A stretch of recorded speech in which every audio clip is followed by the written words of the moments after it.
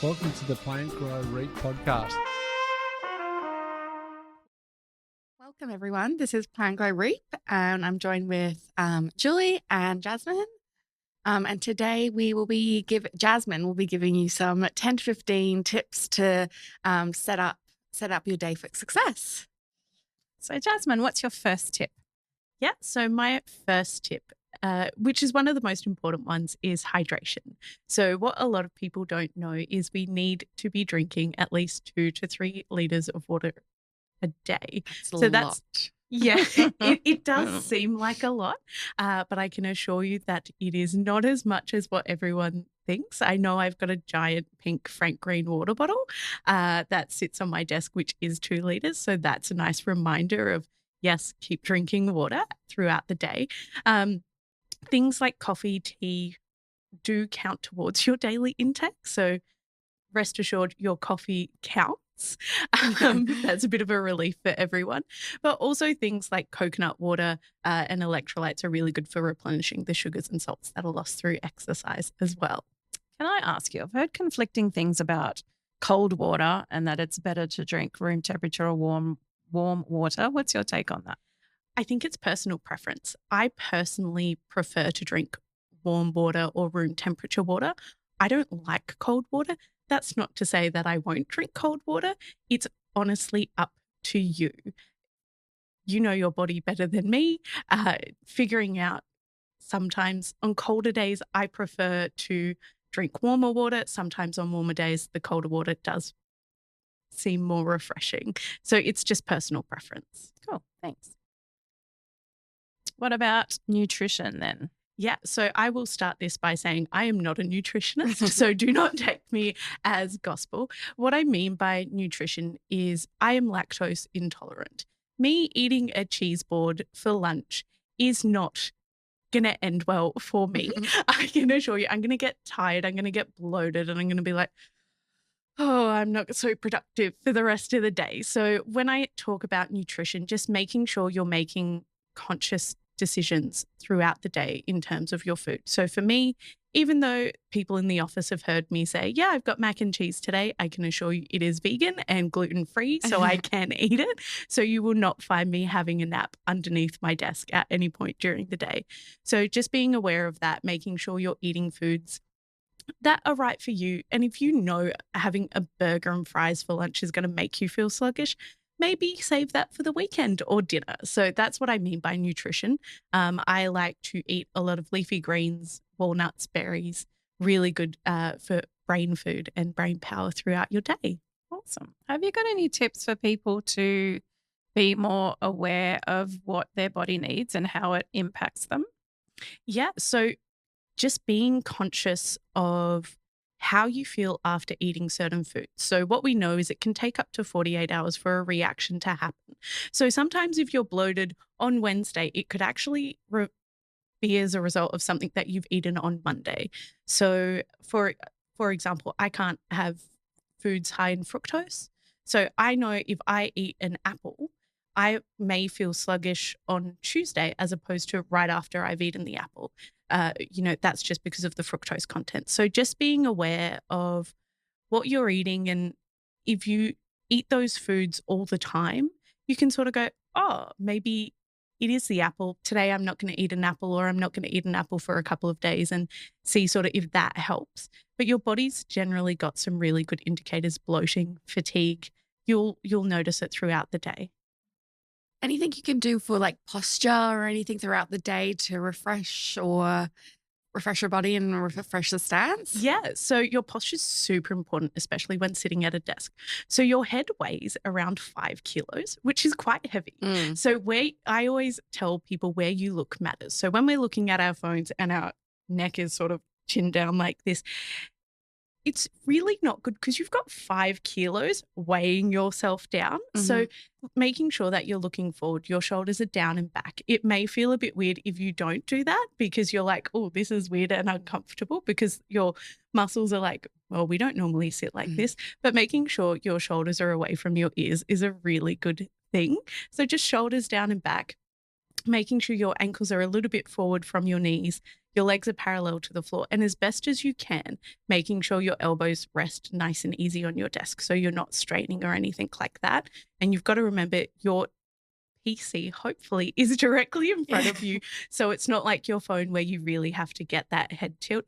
So there's some really good tips for a good posture at your desk. Awesome. What about the importance of getting out in nature and away from the screens? Yeah. So nature is super important. So a lot of studies have shown that just being in nature can reduce stress. It's really good for muscle tension. And if for some reason you've maybe taken a really hard phone call where you've had robust conversations and you're maybe feeling a little frustrated or a little bit angry afterwards, going outside and being in nature is a really good way to calm down instantly. I mean, being in Melbourne in winter, maybe you're just going to step outside the door, depending on if it's raining or not.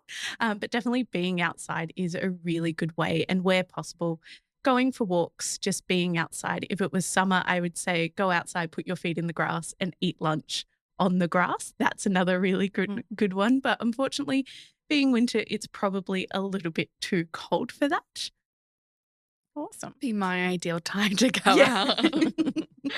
Anything we can listen to or have in our background that helps us out, people out with focusing? Yeah, so ambient music is really great. It is music that has no persistent rhythm. So it's generally created to enhance mood and create a state of mind. So there's a really great song, Weightless, by a band called Marconi Union, and a study showed that it actually reduces anxiety by 65%. And nobody has to know that you're listening to it. So you can just have it playing in times where you feel a little bit stressed. And so it instantly relaxes you. And another really great one is having set playlists. So I listen to certain bands and everything throughout the day if I sort of need a bit of a pick-me-up and maybe those ambient sounds aren't really working for me and I want, I want a chair dance. And so, I have set playlists and albums that help me focus, just having that consistency. And the only time I will sort of come out of that focus is because a song will play and I'm like, I know that's not on the album I just played. So, it does help just to focus and really bring us to center and get through our day. Great. Now, it sounds like you've got lots of tools and techniques to help maintain your well-being. What happens during really stressful periods like you've just joined us in a new position? So what have you done to get through that stressful time, I guess, of settling in, and how do we hold on to these good habits that we set up? Yeah, look, it's a day-by-day thing. I can tell you that now. I mean, this morning I was eating jelly beans. That's clearly not the best nutrition, even though I said, consciously thinking about nutrition. So that's something that, just being aware of what you're doing, being mindful of that is really important. There are so many other things, and I think we could probably be here all day if I started talking about the spine and how that all works. But I think that's a really great thing to point out.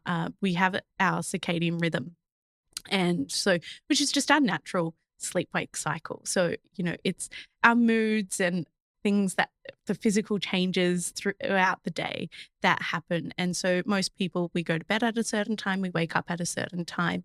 But there are two things that happen throughout the day. Around 10 a.m. is generally when our blood sugar drops. So it's always good to maybe take a break at 10 a.m. or around there when you notice it and have maybe not jelly beans, but maybe have something else, or, go outside and go for a walk. And then normally between the hours of 1 and 3, we start to get tired. That's just our natural sleep-wake cycle. So I always like to at 2 o'clock, if I haven't eaten lunch late, I will always go outside, get that breath of fresh air to really help as I'm throughout the day, get that big burst of energy to get me through till 5 o'clock. Yes. Yeah. Awesome. Now, we have talked a lot recently coming up with this podcast idea, and then also you've mentioned chakras. Now, I don't know basically anything about chakras. What are they? How can they help us how can they help us to be successful, and what is it all? Yeah, so chakras is just a Sanskrit word for wheel or disc. And each chakra corresponds with organs and maybe certain things to do with those organs, for example. And so there's 7 of them. So, an example is the root chakra that's at the base of our spine. So I love the spine. I think it's really important, and I could talk about it all day. It's just convenient that the chakras are located on the spine.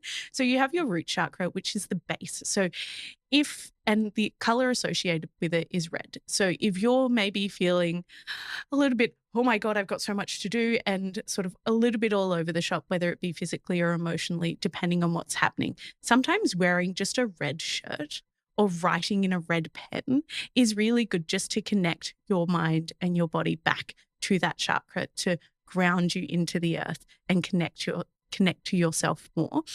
Then you have the sacral chakra, which is sort of where your lower back is. And that's the color associated with that is orange, and it's creativity. So, maybe if you want to feel a little bit more creative, or you've got a creative day, putting on something orange, that's really good.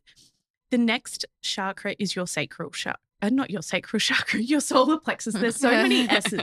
So your solar plexus chakra, which is where your diaphragm is. That's probably the best way to put it, just at the base of your rib cage there. And it is associated with confidence and self-esteem. So if you're maybe coming in and you're not feeling super confident one day, a really great thing to do is to wear yellow. Now, yellow is maybe not a color that everybody has in their wardrobe. So something as simple as, listening to the Coldplay song Yellow, the Yellow Submarine by the Beatles, depending on your age. I love all that song, all the music.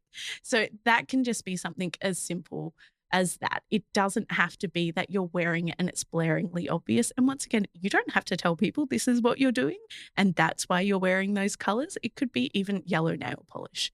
And then moving up, you have your heart chakra, which I feel is really self-explanatory, but it's kind of the center of everything. And, that's associated with the color green and abundance.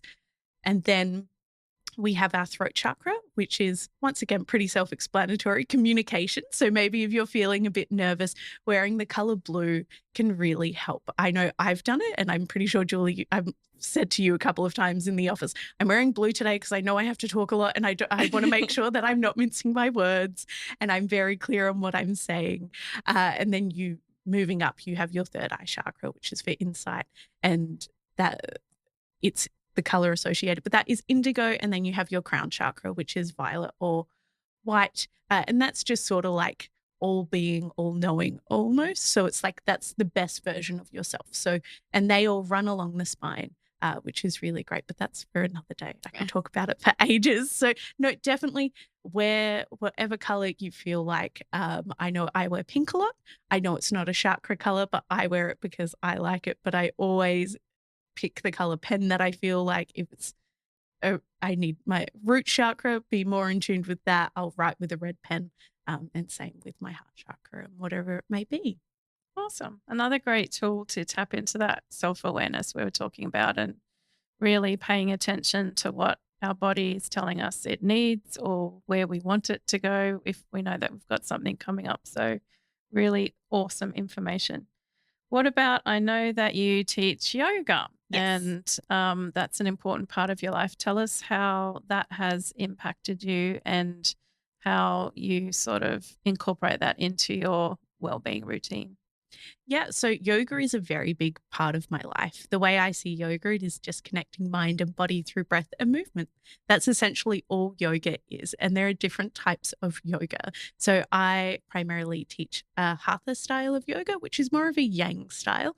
But when I'm feeling sort of a little bit like, oh, I need to be more grounded and sort of really give back to myself and be a little bit more nurturing, that's when I tend to go to yin yoga classes, or my preference is towards those postures. Now, yin yoga is getting into the fascial tissue. And I think when I told you, Ellie, the look of shock on your face when I told you in yin yoga, we generally hold the postures for 5 to 10 minutes.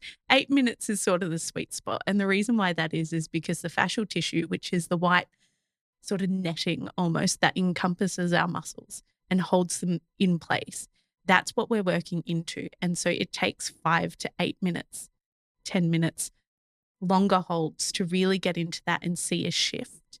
So child's pose is really great. It's great for digestion. It's great to get the blood flow back into your brain and your neck. So if you've been sitting all day and maybe you don't have great posture and your chin's down every time, it's like, oh, posture, let me sit up properly. That's a really good one to reduce anxiety and really open up that spine and lengthen the spine, which is the highway to everything. That's also really good. And also hip openers. Now, I will preface this by saying if you open your hips, we store a lot of unexpressed emotions in our hips. So sometimes you might feel a little bit uncomfortable. Maybe you're feeling a little bit upset after opening your hips. It is perfectly normal. But because we're sitting down all day, our hip flexors shorten. So it's really important to lengthen them at the end of the day. And some really great postures for that are pigeon pose, dragon, and, a butterfly pose is also really, really good. Great. What about breath work and your different breathing techniques to, I don't know, change up your state of mind or state of being? What can we do just with a couple of minutes to change the stance of our being? Yeah. So we have, our bodies are amazing. So our sympathetic nervous system, which is our fight, flight, or freeze response, sometimes that tends to be in a bit of overdrive. And no, we're not being chased by a tiger or anything. We've just got a full inbox and we've got to get through everything and we've got 101 tasks to do. So that can be really overwhelming. And what happens, the first thing that happens when the shift of, oh my God, I'm so busy, is your breath changes. And it's not necessarily noticeable at first, but after a while, it's like, oh, I'm not taking sort of deep, nourishing inhales.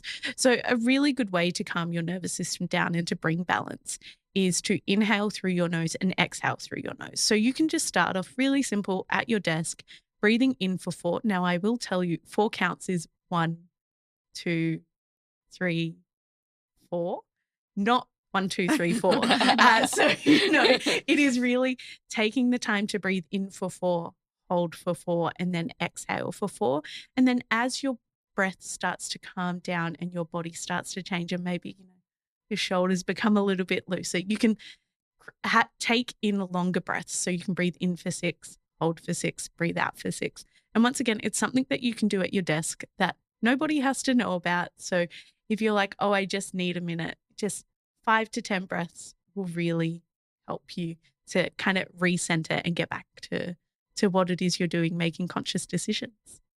Yeah, amazing. Breath work is really underrated, in my opinion. I've done a few classes and amazing the difference that you feel. It's like having a whole body massage or just by breathing, consciously breathing. And I think a lot of things we've spoken about really help to get you out of your head if you have a really cerebral role that you work in. A lot of us, I think, spend a lot of our time in our heads anyway, but all this stuff connecting with nature and breathing and yoga is helping us to get out of our head. Another one I guess I wanted to get your take on is mindfulness, which is a word that's thrown around quite a lot. What does it actually mean and how can we practice mindfulness and what are the benefits? Yeah, so I think in terms of mindfulness, it is something that's open to interpretation. For me, mindfulness, it's not just consciously meditating. It's moving mindfully throughout the day, making conscious decisions for me that benefit me. And, I think everything in life is a choice. And sometimes we think we don't have a choice, but that's a choice in itself. So for me, just consciously moving throughout my day and making better decisions for myself. And it may be not having the cheese board at lunch. It may be actually having some really nice leafy greens to help me throughout the day because I know I'm going to be busy and running around. So just bringing awareness to yourself and making sure that you're putting your best foot forward, because at the end of the day, I want to be at 100%. So then everybody's getting the best version of me. Because when I'm at 80%, I'm like, oh, okay. And then, maybe the next day, because I was only at 80%, I'm now at 70%. And then, until I have no energy left and I'm sort of like, oh yeah, okay, guys. So just really mindfully giving back to myself and making conscious decisions that don't just benefit me, but benefit everyone around me. I think there's a bit of stigma around being selfish, but it's okay to be selfish in order to be selfless. Mm-hmm. So I want you guys to get the best version of me, and I want the best version of you guys. So really giving back to myself and making mindful decisions that are going to help me to give my best, whether it be work, whether it be for my friends, work colleagues, anything like that. So Awesome.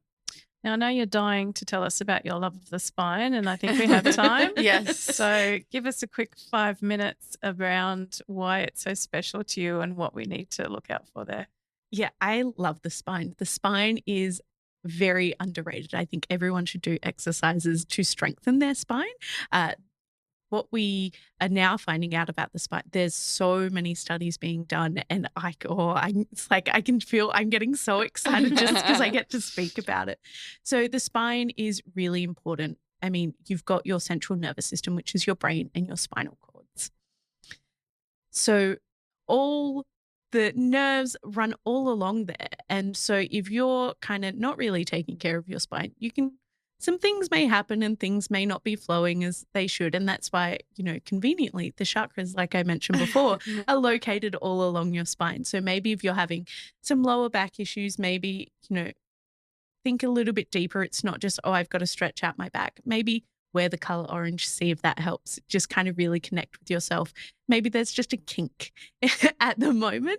And so to have a really strong spine is super important. That's not to say that you need to do spine strengthening exercises. Having a strong core also supports your spine. I don't think people realize how much they use their core until you sort of build the strength up, and then all of a sudden you stop doing those exercises, and it's like, oh my God, everything's so much harder. It's like, yeah, a strong core also supports your spine. Your spine is sort of there to protect you.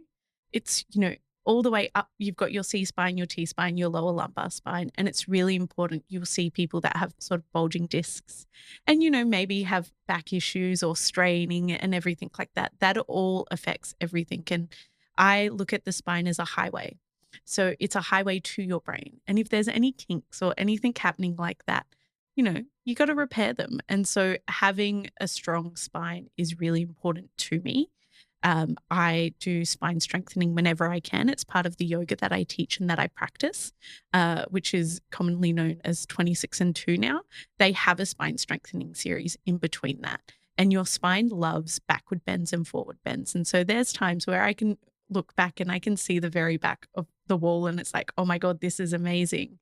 And so it can become really fun. And it's very healing to do backward bends and forward bends. There's a lot of studies being done centering around the vagus nerve and that impact on your sympathetic nervous system, which is your fight, flight, or freeze, and your parasympathetic nervous system, which is your rest and digest. So, getting more of a balance between that's going to help to have your body function so much better. So that's why backward bends and forward bends, I'm a very big fan. So don't be scared. Maybe one day I'll get you guys to come to a yoga class and do some backward bends and forward bends. But yeah, the spine is an amazing thing. And really taking care of it can set you up for so many things, not just your posture, but just in life, having a strong spine is really important. Thank you. And for our listeners where some of this information might be brand new or they have the best intentions but haven't been able to put it in practice, what would be your, say, top 3 tips to just get started on any of the things that we've spoken about? Yeah. So if you're list oriented, make a list, and you don't have to do things all at once. It's small changes over time that equal big results. I know I'm guilty of it. I'm an all or nothing kind of person. Like I must do everything and I have to have it all now. And then, I sort of, after a week or two, I sort of fall back out of the pattern and the routine. And it's like, oh yeah, because I went too hard too soon. So just think about take the time to think about what it is that you need in the moment. And maybe it is, I don't feel comfortable doing everything, but maybe I will. If I've got a big meeting, I'll wear the color blue for communication. Or maybe, I'm not feeling so confident. So maybe, the yellow Teletubby Lala, maybe I'm just going to have a photo of that on my desk for the day and just look at that just to be reminded that, hey, you know what, I can be confident and I can have that self-esteem, boosting your self-esteem. Just pick whichever resonates with you. And as you kind of go through things and be like, oh, okay, and just explore it. Don't be afraid to. And I mean, I know I said hip openers can make you, I don't like doing hip openers and I know I have to do it. And so I will avoid it. So, I mean, we almost always avoid the things that we need. So if you find that maybe you start doing something and then you start avoiding it, being like, oh, okay, maybe it's because I need it. And, you know, bringing that mindfulness back and that consciousness that these are the choices that you're making and you're in control of it. So it's at your own pace, and explore what works for you, what doesn't work for you, and just take it and make it your own. But yeah, no, definitely writing a list, meditating or focusing on things that anything that's jumped out at you, like go research. There's so much information these days, and just being kind to yourself. Like, it's okay if you start something and then all of a sudden you go, oh, I really didn't like that. Oh, why did I do that? You know, it's trying to stop that negative talk. So just being kind to yourself and being like, you know what, it's something that's new. If it works, I don't know, but I'm going to give it a go, and sort of being open to whatever the gifts are going to come back from the universe, so to speak. Yeah. No, I love that. And I think it's a really important point that there's lots of ways to meditate. Sometimes sitting quietly doesn't work for people. So you can meditate while you're walking or listening to heavy metal music or whatever it may be. And I think it's all about building that toolkit and, as you said, being open and trying things and seeing what fits in. It might be different from day to day. And I know certainly since as I've gotten older, I'm more kind to myself in that I don't necessarily have a routine. I just go with what my body wants each day. Sometimes it's to sleep in, others it's to get up early and do yoga. So I think that's a really good point. Yeah. Any other questions? No, thank you, Jasmin, for your wealth of information. Yeah, it's been a great chat. Yeah. Thank you. Thank you guys so much. It's been a pleasure. It's been an honor and a pleasure to have this chat with you. Thank you so much for listening.